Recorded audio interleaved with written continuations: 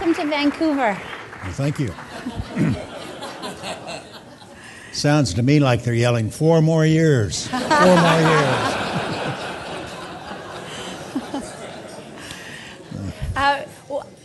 What I would suggest is that it appears we have some background noise, so if for some reason you're having difficulties hearing us, please let us know. We have Paul on sound in the back, and I think he'll do a great job for us here.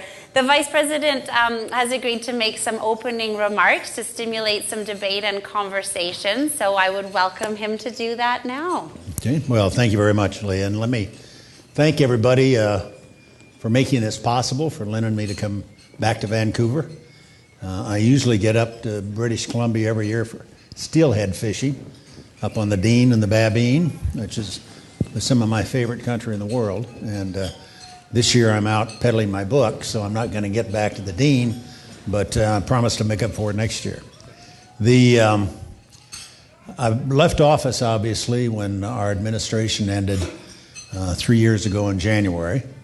And since then, I've spent my time primarily on the book that I guess is the reason we've all gathered tonight. I don't think I'd be here without the book, but I'm... There's a few other reasons we may have invited you. Okay, Leah, that's kind to say that.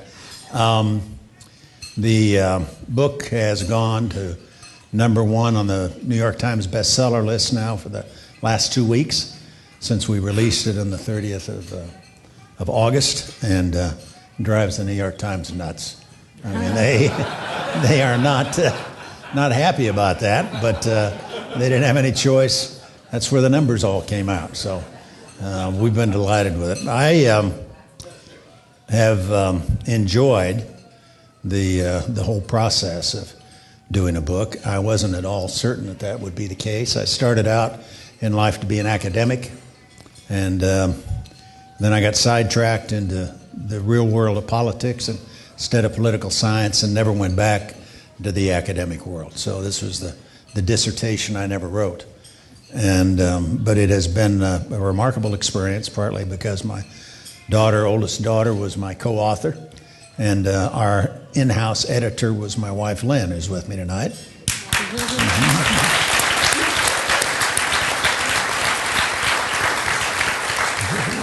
She's written a lot of books, and as she laughingly says, she was the comma expert on where the commas go and where you need commas and where you don't. But it really was a family enterprise, and our youngest daughter contributed as a reader to the enterprise, and I'd been uniquely blessed as somebody who ended up spending nearly 40 years in the political business with a family that supported me through all that effort and was willing to jump into the fray and participate actively.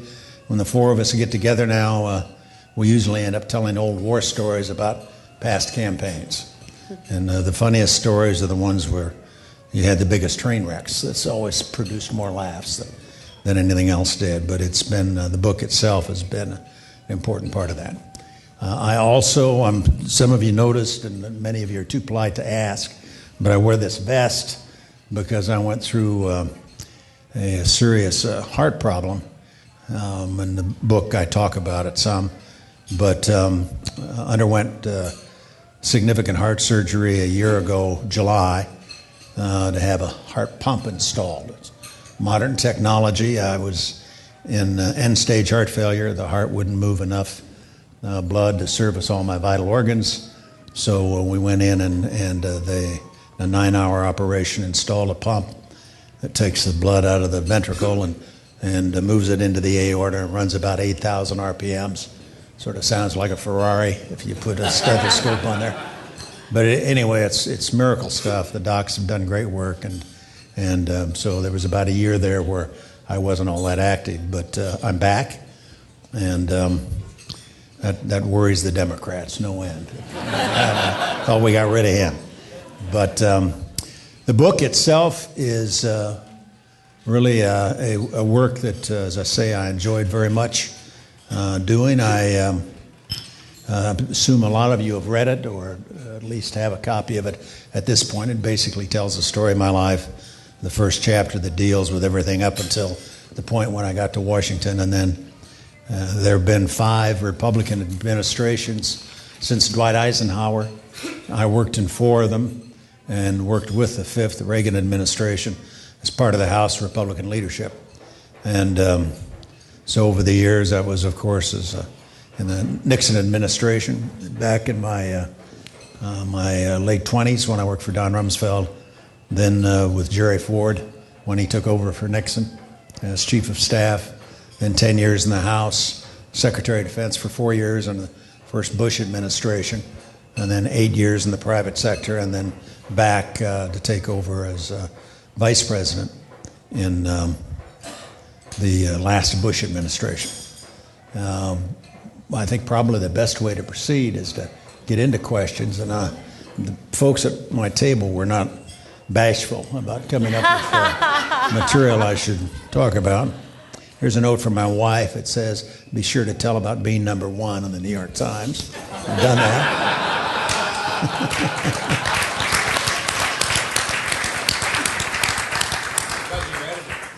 Yeah, that's right. And this was passed to me at the table. It says, watching the recent events in Egypt, Libya, Tunisia, etc., what advice would you give U.S. policymakers / presidents as today? Well, I am intrigued, obviously, like everybody is, about what's going on in that part of the world. I am still concerned about the outcome in places like Egypt and Libya. I don't know for certain how it's going to turn out, but one of the things I think it's important we do is not to lump them all together. We talk about the Arab Spring, and that's sort of convenient shorthand for major developments in that part of the world. But the bottom line is they're each unique in their own history and oftentimes their culture and their political structure, and it's important not to lose sight of that. I think about the beginning of the first Gulf War when Saddam Hussein invaded Kuwait. And the other day, just running through that in my mind, the very first weekend of the crisis, President Bush sent me out to the region to begin the process of getting permission to send U.S. forces, to get access to air bases, access to the Suez Canal for our nuclear-powered ships, overflight rights, all those things we needed in order to be able to put significant force into the region. And I had to make 2 stops. I had to go to Saudi Arabia and see the King of Saudi Arabia, then King Fahd, and I had to go to Egypt and see President Hosni Mubarak. And that was it. Those 2 stops were sufficient for me to be able to then call the president and say, Mr. President, King Fahd's agreed, Mubarak's agreed, and he said, and I said, I need your permission to deploy the force. He said, you've got it. And then I picked up the telephone, called General Powell back in the Pentagon and said, Colin, start them flowing. And within a matter of hours, there were F-15s on their way to Saudi Arabia, and a nuclear carrier ready to steam through the Suez Canal that night. And we had launched a process that ultimately resulted in 500,000 Americans going to the Gulf for Desert Storm. But if I think back on today, what it would be like if I got that assignment, the question is, who do you see? Especially in Egypt. And Tantawi, Field Marshal Tantawi, is still the defense minister in Egypt, and he was 30-some years ago when I was. He's still got his job. I'm an out-of-work politician. But he didn't have any authority. The guy who made the decisions and could sign off was Mubarak, the president, not the field marshal. Field marshal's still in office. The situation is interesting to think about, too, in terms of what's happening in Saudi Arabia. So I think, my own personal view, is that some of the governments out there, monarchies, if you will, are viewed with sufficient legitimacy, as having sufficient legitimacy, that they have some degree of support from their people. And of course, one of the big stories in the last couple of days has been that Saudi Arabia, King Abdullah now has announced that women will now be able to run for office and will, in fact, be able to vote in the next election in 2015. That's very significant if you know Saudi Arabia. King Abdullah, I like very much. I've known him. He was in that very first meeting I had when I went out there 20-some years ago to get permission to deploy the force. But I think he's, to the extent there's a reformer in Saudi Arabia, he's it. And he is the real deal. And they obviously are responding to the pressures and the developments they see throughout the region. But, and I think that clearly has contributed to what they've announced there in the last few days. It's not to say that the women in the room tonight would be happy living in Saudi Arabia, where you couldn't drive and you still need permission from a man to do anything. But it is not to be underestimated, the extent to which what's already happened in Egypt and Libya and Tunisia and so forth is being felt in some of those Gulf monarchies. And we'll see progress, I think, under those regimes that are stable enough to survive and viewed with sufficient respect, if you will, by their people. That you aren't going to have revolutions every place in the sense you've had one in Egypt, but it nonetheless is going to really focus the attention of some of those governments, and they will in fact respond and make changes, and I think that's all of the good. Second question on this card, you're only allowed one, but the second one is, how does social media today change older strategies? I'm not sure I know. There's no question but what it had a huge impact in Egypt. But I had lunch just the other day with my daughter and an Egyptian friend of hers. She spent a lot of time on the Middle East account and on the democracy account at the State Department, and during 2 tours at state. And this individual was very much in the mainstream of the activity in the square as the old regime fell in Egypt, and he is pretty pessimistic that the group that was gathered through the social media has had such a big impact doesn't begin to have the organization or the ability in Egypt that, for example, you'll find with the Muslim Brotherhood, and that he's moved his family out of Egypt so they'll be safe, secure at another location. He's still actively involved, but he was not optimistic that what you have now is what I think the folks who use the social media, the social networking and so forth, and responded so decisively to that when the Mubarak regime came to an end. He has doubts about the amount of capability they have to follow through. It doesn't mean it won't get better. It may, but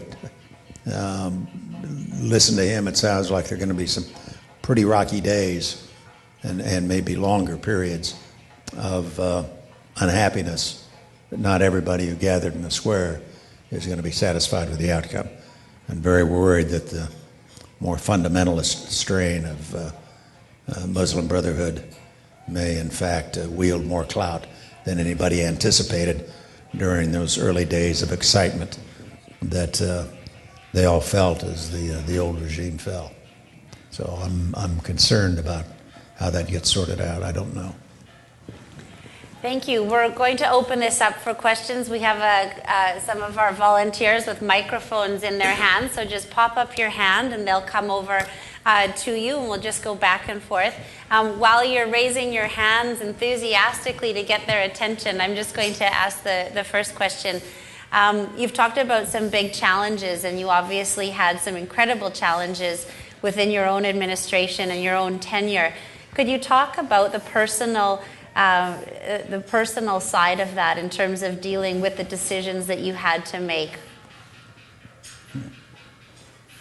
I mean, how did I react, or how did I think about What it? guided you? What guided me? Well, I spend a fair amount of time in the book talking about 9/11. It obviously had a huge impact on our administration because I think it'd be fair to say when we arrived in Washington, the president had in mind what he ran on in the campaign. We were going to spend time on tax policy and education, no child left behind, on prescription drug benefits for senior citizens. He had an agenda that he cared a lot about and talked about during the course of the campaign. And we started down that road. I can remember working the tax bill and so forth in the spring of '01. But then along came 9/11, and it changed everything for us in terms of how we spent our time, what our priorities were, what we did every day when we got up, what it was we looked to the intelligence community for, the kinds of meetings we had. I think the practice by our predecessors had been they didn't really have a morning intelligence meeting every single day. We moved to a situation where I'd have an intelligence meeting, a briefing from the CIA in my quarters out at the house at 6:30 every morning.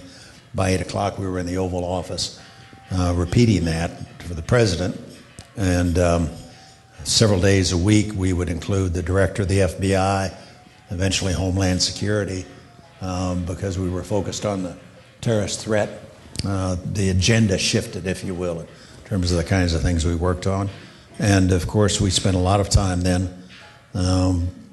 with the primary focus being on how do we prevent a follow-on attack. And we made a lot of decisions, some of them very controversial, based on that proposition, though, that we were bound and determined to do whatever we had to do in order to make certain there was not a follow-on attack of the magnitude of 9/11, where you lose 3,000 people in a morning. Another concern that grew out of all of that was the expectation that the major threat we had to worry about wasn't just another 9/11. It was another 9/11 where the terrorists were armed with something more significant than airline tickets and box cutters, where they had gotten their hands on a biological agent or a nuclear device of some kind, and that the threat that would represent in terms of what they could do to an American city would be far in excess of what happened to us on 9/11. And that had a big impact, obviously, on a range of things. Clearly, it led to what we ultimately did in both Afghanistan and Iraq. It led to policies such as the terrorist surveillance program that let us read the enemy's mail, enhanced interrogation techniques, which some of our friends outside tonight are thinking about. And I'm sure if you were to poll them, they disagreed with that decision, but it was very important to us. We ended up with just about every day something significant to do that related to what happened to us on 9/11 as we went through that whole cycle. The personal side of it, in terms of what we had to deal with, it was interesting because as I think back about 9/11 itself, there really were two things that I focused on that morning after they'd evacuated me out of the West Wing. We got a report after the World Trade Center was hit that there was a plane headed for Crown. That's the code word, Secret Service code word for the White House. And it was out of Dulles, headed our way at 500 miles an hour at a low altitude. That's when they evacuated me out of my office. It turned out that was American Flight 77 that went in at the Pentagon. But when I got into the bunker, what I got was a list. I had a list of 6 aircraft that we thought had been hijacked with the flight numbers and so forth. And reports that car bombs were going off at the State Department, that there was an airplane that threatened Air Force One that the president by then was on and flying towards Omaha on. A lot of that was false reporting, turned out not to be true. we ended up there were only 4 planes hijacked, not 6, and so forth. But we had 2 big assignments. One was to get all the planes down out of the sky so that we could separate out those that didn't respond to that direction. We could then assume were hijacked. And we did that fairly effectively. But the second one was to worry about the continuity of government. And one of the things that I'd done in my career when I'd been a White House Chief of Staff, Secretary of Defense, and as a member of Congress even, we had a program that had been shaped and designed basically to respond in the event there were an all-out global attack against the United States, that you actually went to war, for example, with the Soviet Union. The contingency you had to plan for, but it was the worst imaginable contingency that any administration would ever face. But as part of that program, we had created the capacity and exercised it periodically to make certain that we always had a legitimate successor to the president, legitimate in the sense that he came in the line of succession after the president, the vice president, then either the speaker or the president pro tem of the Senate, and the various cabinet members by statute in the order in which the departmental agencies were created. And you had to make certain that you had that capacity safe and secure someplace. So on that day, the designated hitter became Denny Hastert, who was the Speaker of the House. We got him out to Andrews and then to a secure location outside the city where if something happened to the president and me, Denny was in a position to take over as the President of the United States, and we'd have a functioning government. And that was a very, very important part of the problem. But what I thought about and what affected my activity that day as I look back on it was the training I'd been through over a several-year period of time in connection with that continuity of government program, even when I wasn't vice president. And that was most helpful in terms of being able to contemplate the worst possible things you can think of and still be able to function and have a plan and have actions that can be taken and responsibilities that need to be exercised.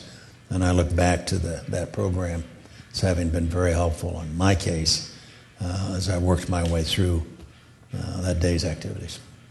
Thank you. We've got Tricia's right there. If you got someone lined up. How's the sound, everybody? Can you hear over the? You're okay? Okay, great. Thanks. Well, the first question is I wanted to ask the staff whether they could close the window. Let's do that if it hasn't been done already. Okay. Someone. It's I like closed. the music, but not that much. Okay. Just as a negotiator and someone through their career has been a negotiator, if you were as popular as you are today to be nominated and voted in as president, how would you negotiate the current extremes of the political climate in the US in terms of guiding the economy forward from this point? You've got a very extreme right and a very extreme left position. And Say we have an extreme right and left? yeah, I mean, like in terms of the public voice that's heard most. Compared to what? In terms of the ability to negotiate. Sure. In terms of come to a centre of actually being able to come together as a plan. I mean, part of the, uncertainty today in an investment climate is this uncertainty of the America economic policy going forward. And if you can compare to the extreme left, right, where China can just say, I've got a 5-year plan. You can't do that in the US in today's climate. Where is the leadership? And if you're in that position, how would you negotiate with the left in that position rather than just potentially, what's happening in the politics is catering to their own side and not coming together to kind of actually think of a world or economic policy that actually works for the US without taking it to oblivion? If that's not too long a question. We'll keep it a little shorter for the next ones, but thanks. Well, no, it's a great question. Maybe just watch your microphone. All right, I'm sorry. So, I think it's, well, excuse me, I think it's useful to look back and to see if there have been times in our history, recent history, for example, where we came together on a bipartisan basis, addressed a difficult question, and came up with an answer, and it worked. And I think about 1983 and Social Security. And that was interesting, partly because we had Democrats controlled the House of Representatives, Republicans controlled the Senate, and we had Ronald Reagan in the White House.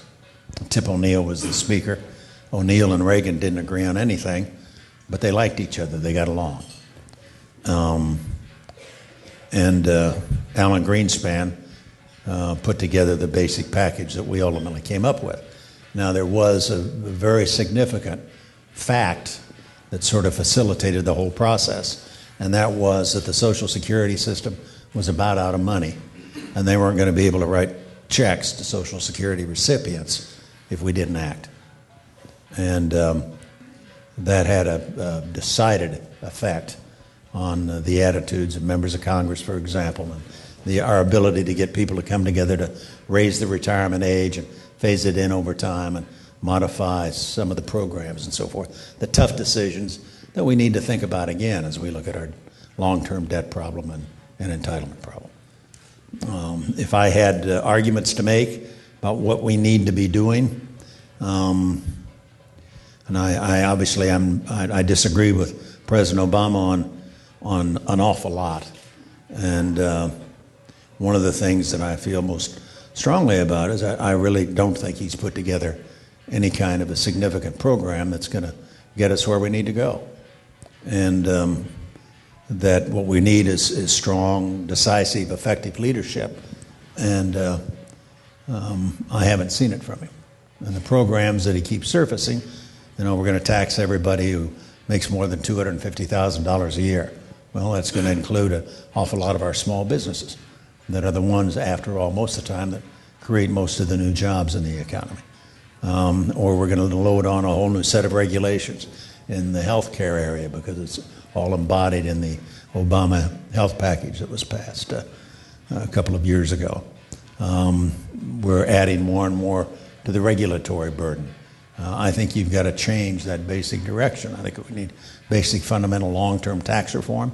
We need to get rid of a lot of the deductions, broaden the base, lower rates, and we need to put together a kind of program that will make us very competitive from an international standpoint, especially in the tax area. I think we do need to work to lift the regulatory burden, and I think we've got to get serious about entitlements. What's driving our debt, our long-term debt, is Social Security and Medicare.